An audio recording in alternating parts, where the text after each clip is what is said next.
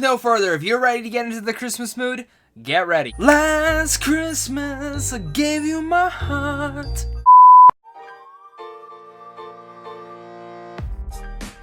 What's going on, everyone? Welcome to a brand new movie review. Today I'm going to be discussing Last Christmas. This film was directed by Paul Feig and is written by Emma Thompson and Greg Weiss. Now, this stars Emilia Clarke as Kate, a young woman who subscribed to bad decisions, but her last date with a disaster, that of having accepted to work as Santa's elf for a department store. However, she meets Tom, played by Henry Golding there. Her life takes a new turn, and for Kate, it seems too good to be true. If you guys are new here, make sure to hit that like and subscribe button because I do tons of early movie reviews like this on a daily basis, talk tons of geeky content, and I want to discuss it with you guys. So make sure to also comment down below, let me know what your guys' thoughts are. Are you guys excited for this movie? Are you not? Let's discuss it. I was actually quite intrigued with this movie. A lot of the reason being it's directed by Paul Feig, who I'm a major fan of. I think one of the things that does so well about him is no matter whatever you think about his film, he has a very stylized comedic purpose. And when he brings those elements to any of the films, they work. Even if I don't love all of his movies, I still like his style. And his style is really prevalent in Last Christmas, and you definitely see a little bit in the trailers, but the movie does wonders with it.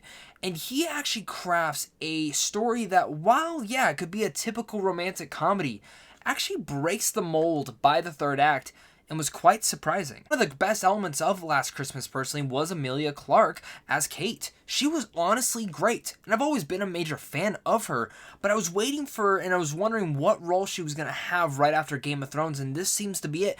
And I think this is a big, bright star for her, and I can't wait to see where she goes next with her career. But everything she's been in, even outside Game of Thrones, I've actually appreciated her, and I think she has this charm to her that's so strong, but also brings a lot of emotion to these roles that could be, you know, not the most emotional, and I think she gives more than the script even asks for. And I think that's what's so special about her, is that she feels so genuine and charming at the same time. And again, I'm really excited to see where her career goes now, and she's fantastic in here. And speaking of her counterpart, Tom, played by, again, Henry Golding, he's great. Ever since he bursted onto the screen in Crazy Rich Asians, I'm all in for whatever this guy is in now. He was in A Simple Favor last year, also with Paul Feig. He was really good in that, and this one's the same way. While there's a typical thing to his story that, as it's playing out, I was sitting there going, I don't know how to feel about him. While this is truly Emilia Clarke's story and the way that it plays out in her own right, Henry Golding does a really good job portraying that, and their chemistry with one another is actually very sweet and heartwarming. Michelle Yeoh is fantastic. Like, when is she not? But she's great in here, and she has a lot of good one-liners here and there. Just like I said earlier in this, Emma Thompson also wrote the script for this, and she actually plays Emilia Clarke's mother in here. Now, while I'm a major fan of Emma Thompson, this is actually one of the few characters that I felt like was a little bit lacking. And I don't know if it comes down to certain scenes maybe that weren't in the film completely. There's one subplot completely that happens to do with her mother's background. And while I appreciated what they had in there, there just wasn't enough of it. Actually, at times, it felt like it was misplaced into the story. And I feel like you could have ripped that out and it would have been pretty much the same exact story. They never did anything else much with it. And if they were planning on doing much more with it, I wish they would have added it in there. I don't know if it was a runtime thing or not, because this pretty much is only an hour and 40 minutes, which is a pretty fast movie. And I don't know, maybe if it was longer in test screens and that's why they took some of those elements out, or if it was just always like that. I would just be pretty surprised if it was, because I didn't think it was needed in there. And also going with Emma Thompson's character, even though she does have some good one-liners here and there for the comedic efforts, I will say I didn't really care much for her, and it's Emma Thompson, so you can't really rip most of those scenes out, but I didn't love all the comedy with her mother for some reason. I'd be wrong, I think some people will get a laugh out of that. It seemed like my audience was, but that was just my personal flavor on that one. While I said Emilia Clarke was the showstopper of this whole film, it goes back all to the direction and the writing of this film. I'm in a big Christmas mood now, but I think this movie actually has more to say than you would think. And I know we've seen these typical romantic comedies, and we've definitely seen romantic comedies in Christmas time. This film doesn't go past any of the beats. You do see the typical beats here, there, and there. But there is something in the third act that kind of twists it all on its head and makes you think a little bit more. It makes you actually feel something that I wasn't expecting to get out of this romantic comedy. I've gotten emotional during romantic comedies, for sure. Long Shot earlier this year, I got pretty emotional in that, and I love it. It's one of my favorite films of the year. But Last Christmas does something in its third act that surprised me.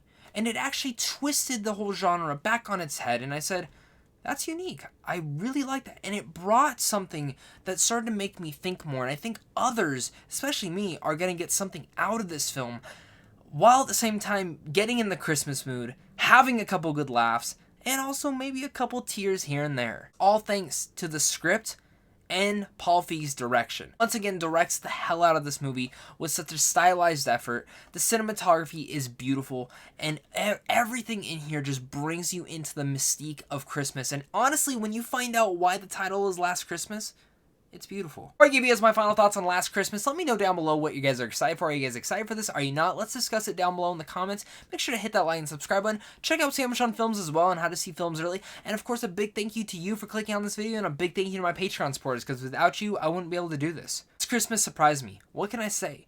I thought I was going to get a couple laughs here and there and get a nice little Christmas movie, but it gave me more than that.